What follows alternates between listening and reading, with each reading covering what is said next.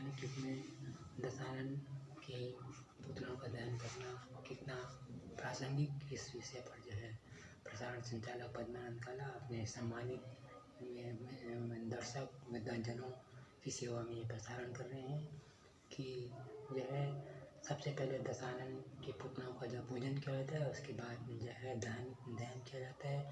तो पहले तो पूजन ही नहीं किया जाना चाहिए, जब पूजन ही करना है तो फिर दहन करने का प्रश्न ही नहीं उठता।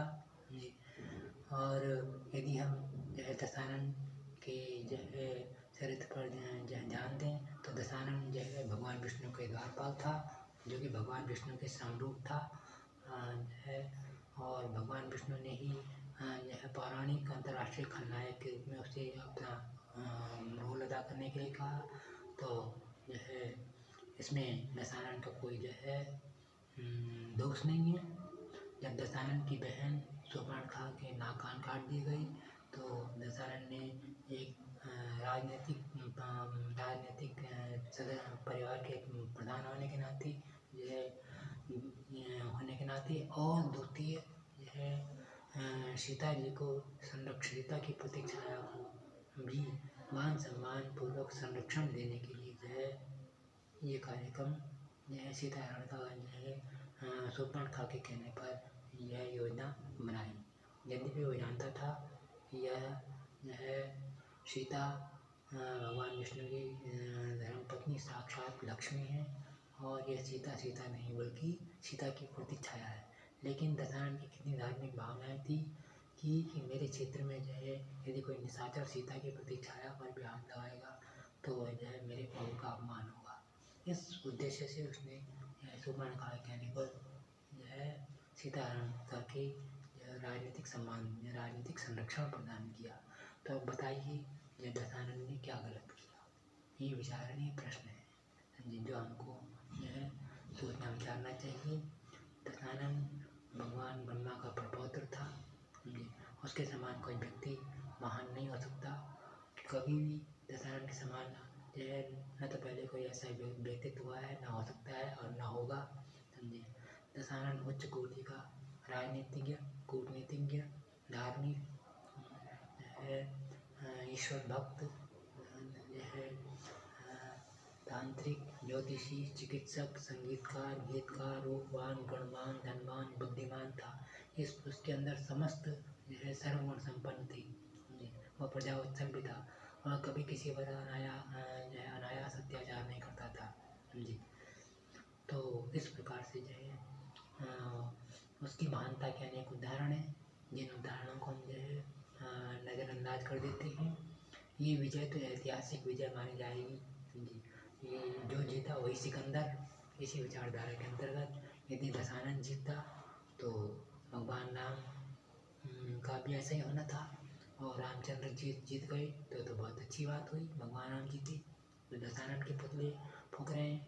और यदि कदाचित ये समझिए कि अगर दशानन जीतता तब क्या स्थिति होती, यह एक विचारणीय सोचनीय प्रश्न है। लेकिन यदि दशानन जीत हो जाता और रामचंद्र जी हार जाते तो दशानन कभी भी जो है, क्योंकि वह अजरमर था, राम के पुतलों को दहन नहीं करने देता, जो वास्तविक सत्य है। और भगवान रामचंद्र जी भी यदि इस धरती पर आ जाएं तो वह भी कभी भी दशानन के पुतलों का दहन नहीं करने देंगे। कहेंगे आप ये क्या कर रहे हैं, हम सबको कहेंगे, क्योंकि दशानन के पुतलों का दहन करना आसुरी शक्तियों को निमंत्रण देना है। दशानन के पुतलों को दहन करने से जो है महामारी, विश्व युद्ध, महामारी, बाढ़, भूकंप, अतिवृष्टि, अनावृष्टि आदि जैसे प्राकृतिक प्रकोप, जैविक प्रकोप हम ही पर आने हैं। हम अपने परिश्रम के द्वारा उपार्जित धन से जो है रावण के पुतलों को बनाते हैं, फिर उनको फूंकते हैं। ये जो अरबों खरबों के मामले में जो धन की देवी लक्ष्मी का अपमान है। इतना आप अपने परिवार के सदस्यों के नाम से जो है फिक्स डिपॉजिट करें।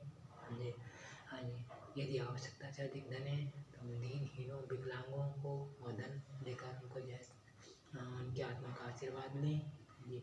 लेकिन जहाँ तक पुतलों का दहन करने का प्रश्न है, वह तो आप दशानन की ओर से चाहे पुतले जलाइए, दहन कीजिए या न कीजिए, उसके सेहत पर कोई असर नहीं पड़ता।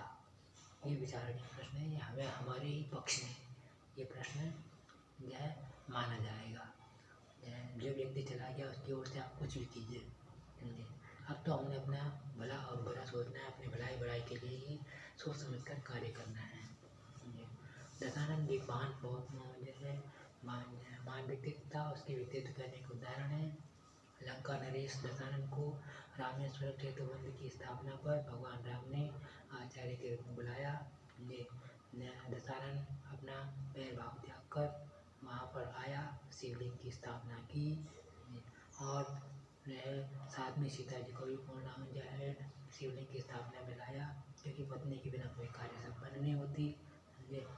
और जो है फिर सीता को ले गया, इसी शर्त पर वो सीता को लाया था कि लाने का ले जाऊँगा मैं, लेकिन फिर मैं वापस ले जाऊँगा।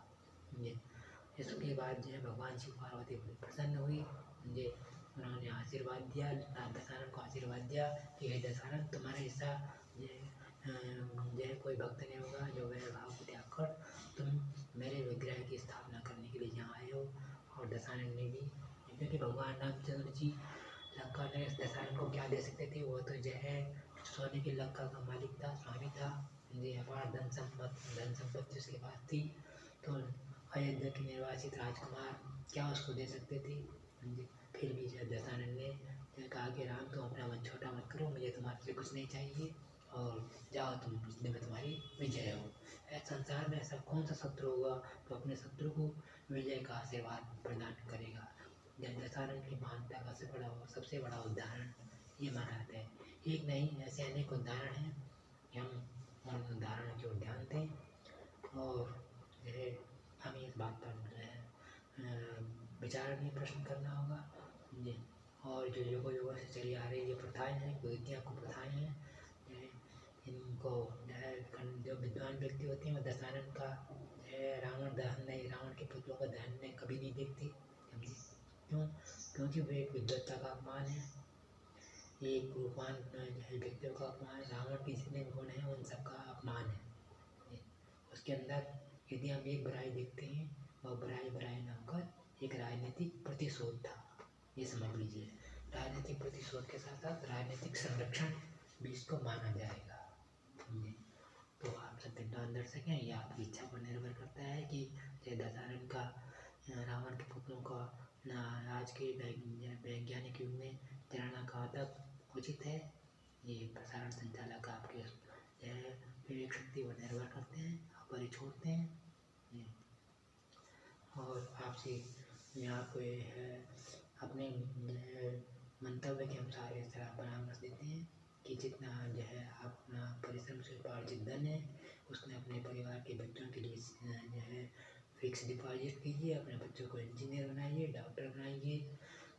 और यदि विश्व कल्याण और जन कल्याण की सोचते हैं, जो भगवान शिव का जो है अपना एक आदर्श है, तो उसमें आप अस्पताल खोलिए, अस्पताल में दान दीजिए, अनाथालयों में दान दीजिए, दीनहीन बच्चों को दान दीजिए, उनको भोजन कराइए, वस्त्र पहनाइए, समझे। दरिद्र नारायण की सेवा कीजिए और ईश्वर का आशीर्वाद ग्रहण कीजिए।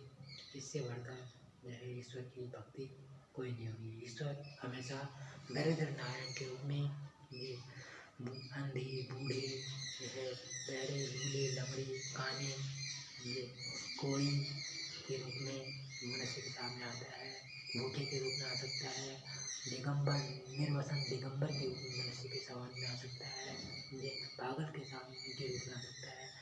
क्योंकि हमें ईश्वर के को पहचानने की हमारे अंदर मानसिक शक्ति नहीं है। हम उसका उपहास करेंगे, उसकी हंसी उड़ाएंगे, उसका अपमान करेंगे, उसका तिरस्कार करेंगे। तो इन सब बातों को ध्यान में रखते हुए, अधिक समय न लेते हुए ये आपकी विवेक शक्ति पर ही आपके ध्यान पर ये प्रश्न छोड़ते हैं कि आज के वैज्ञानिक युग में कहाँ तक जो है दशानंद के पुतलों का ध्यान करना उचित है। परिवर्तन सृष्टि का नियम है। यदि हमारी परंपराएं चली आ रही तो हमें उनको परंपराओं को, रूढ़िवादी परंपराओं को जो है कुरीतियों और कुप्रथाओं को छोड़ने में हमारा कल्याण होगा और विश्व का कल्याण होगा। जय हिंद, जय भारत, धन्यवाद। प्रसारण सुनने के लिए आप सबका हार्दिक अभिनंदन, सुस्वागतम एवं धन्यवाद।